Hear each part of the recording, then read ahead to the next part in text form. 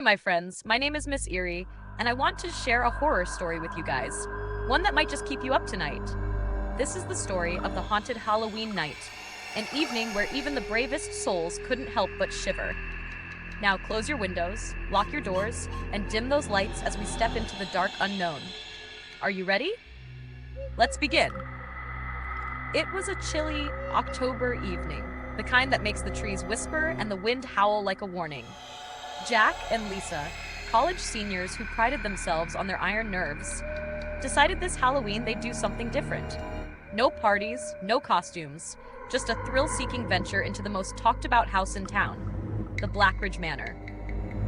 Locals claimed the manor had a history drenched in blood and whispers of betrayal. But to Jack and Lisa, it was the perfect spot for a dare. "Come on, it's just an old house," Jack scoffed as they stood before the iron gates, half rusted, half snarling like ancient teeth ready to close. "Just an old house, huh?" Famous last words, Lisa smirked, though a chill ran down her spine, sending goosebumps racing across her arms. The first step inside felt like crossing a line from safety into shadow, and as the heavy wooden door groaned open, a wave of cold, stale air greeted them, carrying with it the scent of something damp and long forgotten. Anyone else feel like this is the point where the movie characters say, "Nope," and walk out? Jack whispered, a nervous chuckle escaping before he could stifle it. And there it was, the first pattern interrupt. But let's keep going. Things are about to get real. With flashlights cutting through the thick, inky darkness, their beams caught glimpses of draped furniture and peeling wallpaper that seemed to breathe. "Jack, over there," Lisa's voice dropped, eyes locked on a shattered mirror hanging at a crooked angle. The frame was scorched, blackened as if licked by fire, yet the glass held a silvery sheen, reflecting more than just their curious faces. "Wait, is that?" Jack's voice trailed as the mirror suddenly flashed, showing them not their own reflections, but a hallway behind them, a hallway with shadows that moved. The air thickened, a pulse of dread beating beneath their skin, as the sound of footsteps, slow and deliberate, echoed behind them. "Jack, tell me that's just your boots." "Lisa, I'm not moving," Jack whispered, eyes wide, flashlight shaking as they spun around. Empty. Silence, except for the sound of their breathing, quickening as if their bodies already knew what their minds refused to accept. A giggle, soft and sweet, floated down from the staircase ahead. It was the kind of sound that didn't belong, a child's laugh, where no child should be. "Okay, now this is officially messed up." Jack's voice cracked, bravado slipping as he grabbed Lisa's hand. And then the lights, as dim and spectral as dying embers, flickered to life. On the staircase stood a little girl in a tattered white dress, eyes hollow, lips curled into a smile that spoke of secrets too dark to share. "Did you come to play?" she asked, tilting her head, hair cascading like a shroud. Jack and Lisa's breaths caught, a chill licking up their spines as the girl stepped forward, each footfall echoing as if the very house welcomed her movement.